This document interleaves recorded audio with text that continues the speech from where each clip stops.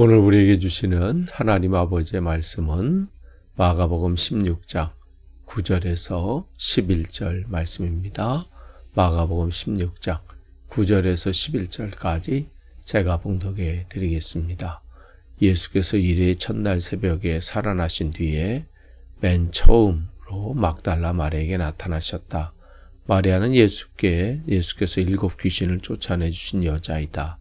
마리아는 예수와 함께 지내던 사람들이 슬퍼하며 울고 있는 곳으로 가서 그들에게 이 소식을 전하였다. 그러나 그들은 예수가 살아계시다는 것과 마리아가 예수를 목격했다는 말을 듣고서도 믿지 않았다.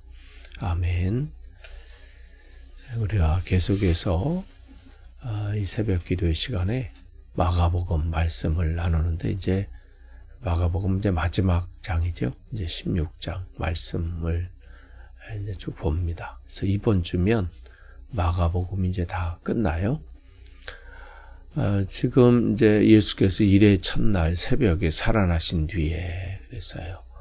그래서 신약 성경은 예수님께서 부활하심을 한 10번 정도 지금 기록하고 있는데 그 중에 이제 마가는 막달라 마리아에게 주님께서 보여주셨다. 또한 엠마오로 내려가는 두 제자들에게 누가복음에도 나오죠.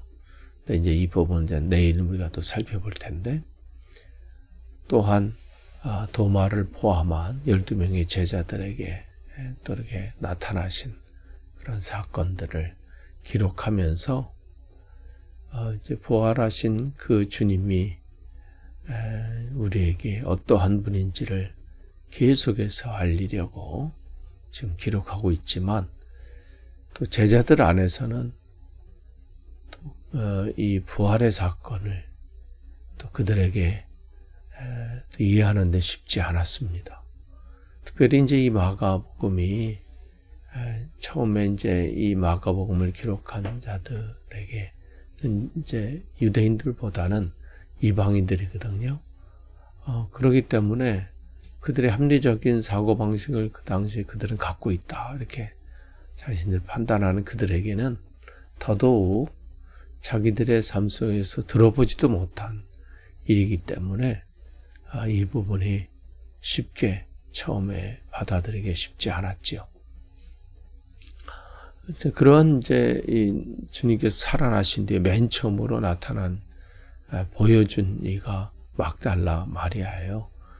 우리가 아는 것처럼 막달라 마리아는 주님을 만나기 전에 일곱 귀신에 사로잡혀서 굉장히 힘든, 그냥 인생이 삶이 피폐해갖고 사는 게 사실은 사는 게 아닐 정도로 그의 삶이 정말 힘들었습니다. 그런데 주님을 만나면서 그가 사로잡혔던 모든 억압된 것, 또 그의 인생을 피폐하게 만들고 정말 그렇게 했던 그 귀신으로부터 온전히 그가 해방을 받아서 또한 그냥 새 삶을 살 수 있었죠. 그 이후로 그는 주님을 따르기로 작정을 하고 또 자기의 삶을 온전히 주님께 바치는, 그러면서 헌신적으로 주님의 사역에 동참도 하고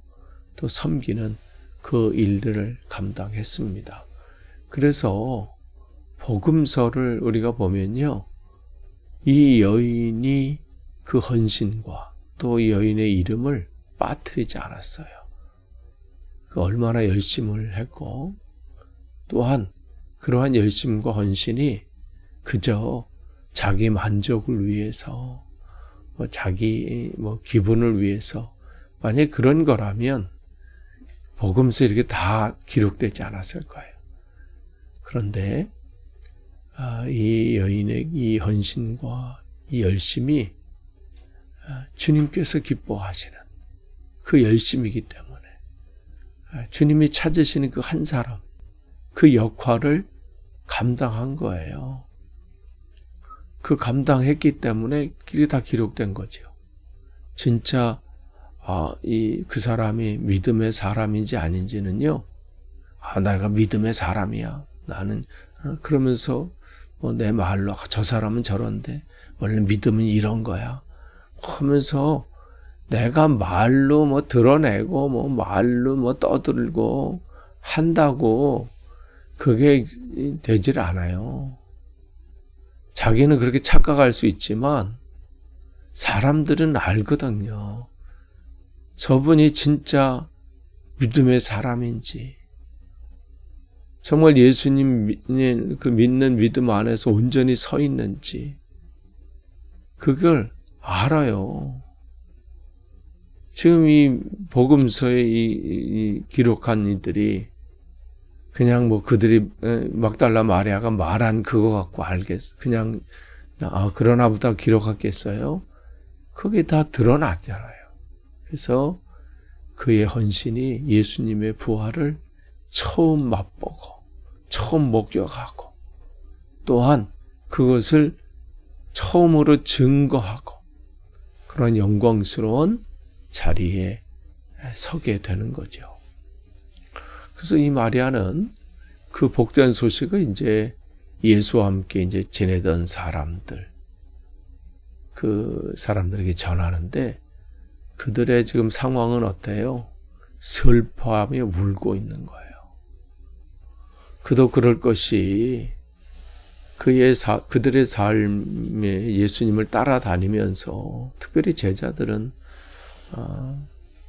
이 가룟 유다를 이제 제외한 11명의 제자들은 오죽했겠어요. 그렇게 따른다고 큰 소리도 쳤고 또 3년 동안 동거동락하면서 그러니까 스스로 이 죄책감도 있고 계실 때 내가 더 잘할 걸 이런 마음도 있었고 그런 것들이 왜 없겠어요. 우리가 이 영국 땅에서 짧은 삶의 그러한 시간 속에서도 교제 속에서도 함께 신앙생활을 했던 분이 먼저 주님의 부르심을 받고 이 세상을 떠나시면 그것 때문에도 힘들어하는 게 우리예요. 그런데 지금 주님 선생님으로서 주님으로서 섬기면서 했던 그 제자들, 자신들에 대한 실망감, 내가 이거밖에 안 되나? 그러한 실망감과 또 슬픔, 자책, 여러 가지로 지금 죄책감 때문에 힘들어하고 있는 그들이지요. 그러니까 그 슬픔에 잠겨있는 절망과 슬픔 가운데 있는 이들에게 이 복음, 주님의 부활하셨다는 소식을 전하는 것은 다른 사람이 아니에요. 그 당시 연약했던 한 여인. 주님을 만나기 전에는 대단한 거라고도 없는, 아무것도 할 수 있는 일이 없었던, 그냥 귀신에 사로잡혀서 그렇게 인생을 그냥 끝나버릴 것 같은 그러한 여인이 주님의 은혜로 귀한 사명을 감당하게 된 거죠.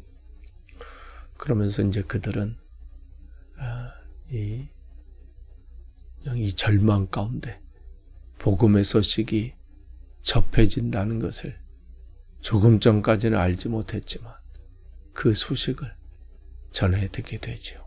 주님의 은혜는 여기에 있어요. 내가 절망 가운데 슬퍼하며 거기 쓰러져 있을 때도 우리를 내버려 두지 아니하시고 우리를 포기하지 아니하시고 누군가를 통해서 또 그 복음을 전해주시고 또 새 힘을 얻도록 또 우리를 찾아오시고 결국은 그 힘을 가지고 이 낙심돼서 절망하고 슬퍼하며 쓰러져 있던 이들이 힘을 얻고 결국은 사명을 감당하게 되잖아요. 그런데 아직까지는 그들의 연약함이 있어요. 그 소식을 듣고도 살아계시다는 것, 또 이 마리아가 예수님의 살아계신 목격했다는 그 말을 듣고서도 아직 믿지 못한 거예요. 그러니까 제자라도 이렇게 연약하다는 거예요. 그러나 때가 되니까 이 연약한 이들이 다시 일어서서 자기의 생명을 바치는 정도까지 나가서 이 소식을 전하잖아요. 주님의 말씀의 능력이 여기에 있습니다. 이미 주님께서 이들에게 3번씩이나 사람이 죽은 이들이 살아나는, 그것을 미리 당신께서 살아나실 것을 미리 보여주는 그러한 사건이거든요. 회당장 야이로라는 회당장의 딸, 그 딸이 12살 정도 된 아이잖아요. 그 아이가 죽었다가 다시 살아나는 것도 목격했고, 또 나인성 과부, 그냥 장례 치르려고 이제 장례 치르러 이제 나가는 그 아이들을, 나인성 과부의 아들을 살리는 사건도 그 제자들이 목격했고, 또 나사로, 죽은 나사로 이미 3일이 지나서 냄새까지 나고 그랬던 나사로도 살리시는, 그것은 단순히 그냥 그 살리는 그때 그냥 그 사건을 거기서 끝나는 게 아니라 예수 그리스도께서 자기 자신이 어떻게 고난받으시고 어떻게 살아날 것을 보여주시는 사건이거든요. 그런데 그 사건은 그때로 그냥 끝나는 거예요. 우리가 이게 문제예요. 믿음은요, 기억하는 데서 나요. 여러분이 지금 삶 속에서 하나님이 나를 어떻게 인도하시는지, 또 인도하셨는지, 그것을 기억하는 거예요. 그럼 기억하면요, 흔들릴 수가 없어요. 또 하나님께서 지금 이 시대에 또 하나님께서 하나님의 방법으로 나를 인도하실 것이고, 미래도 마찬가지예요. 지금까지 함께 하신 하나님이 미래 또한 또 앞으로의 삶도 붙잡아 줄 것을 확신하기 때문에 두려움이 없는 거죠. 그러나 아직까지 이 제자들은 그들의 연약한 모습이 있어요. 그러니까 이것 때문에 또 우리도 힘을 얻죠. 제자들도 이렇게 연약했지만 결국은 그들이 하나님 앞에 귀하게 쓰임받은 것처럼 우리 또한 그럴 수 있습니다. 주님께서 우리를 통해서 역사하실 겁니다. 오늘도 그러한 복된 하루 되시기를 축복합니다. 기도하겠습니다. 하나님 감사합니다. 오늘도 주신 말씀으로 또 오늘 하루를 시작합니다. 매 순간 헛된 것에 마음을 빼앗기지 않고 주님이 주시는 말씀으로 또 우리가 절망 가운데 혹 있다면 다시 새 힘을 얻고 또 우리에게 주어진 귀한 삶을 이제는 모든 것을 떨쳐버리고 주님만 바라보며 나갈 수 있도록 인도해 주옵소서. 예수님의 이름으로 기도합니다. 아멘.